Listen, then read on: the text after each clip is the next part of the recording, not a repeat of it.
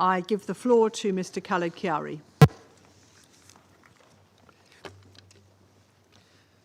Madam President, Excellencies, on 31st of October, the Democratic People's Republic of Korea announced through its official news agencies that it had launched Hwasong-19 intercontinental ballistic missiles at approximately 7:11 a.m. local time earlier that day.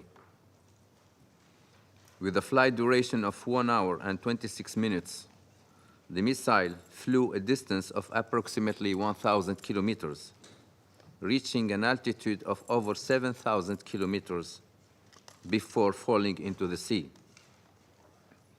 The DPRK described this latest launch as a very crucial test that updated the recent records of the strategic missile capability of the DPRK.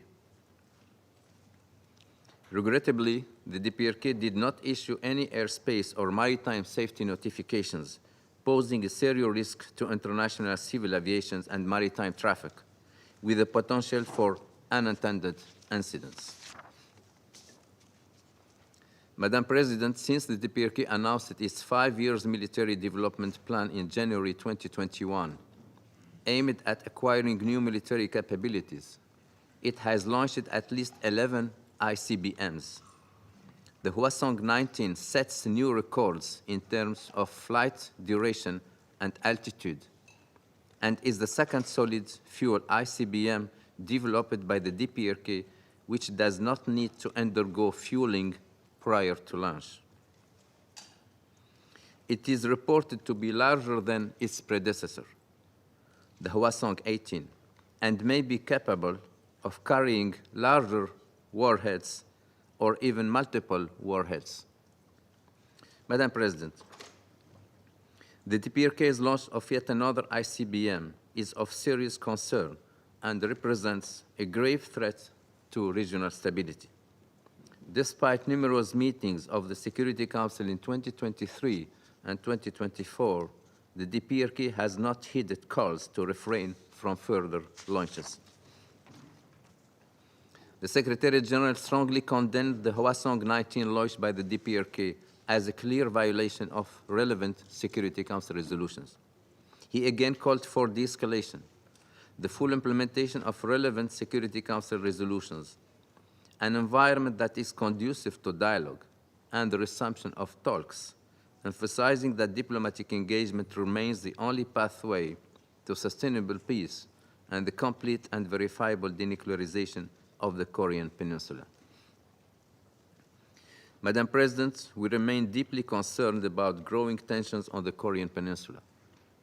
The DPRK's persistent pursuit of nuclear weapons and ballistic missile programs in violation of relevant Security Council resolutions continues to undermine the global nuclear disarmament and non-proliferation regime and the Treaty of the Non-Proliferation of Nuclear Weapons that underpins it.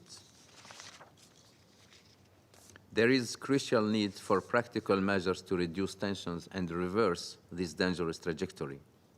We encourage all member states to seek unity and to create an environment conducive to dialogue and cooperation.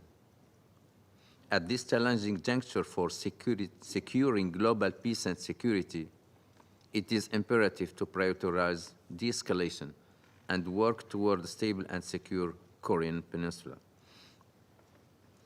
Madam President, the United Nations and its partners stand ready to assist the DPRK in addressing the basic needs of its populations. We call on the DPRK authorities to facilitate the full return of United Nations Resident Coordinator and the UN country team.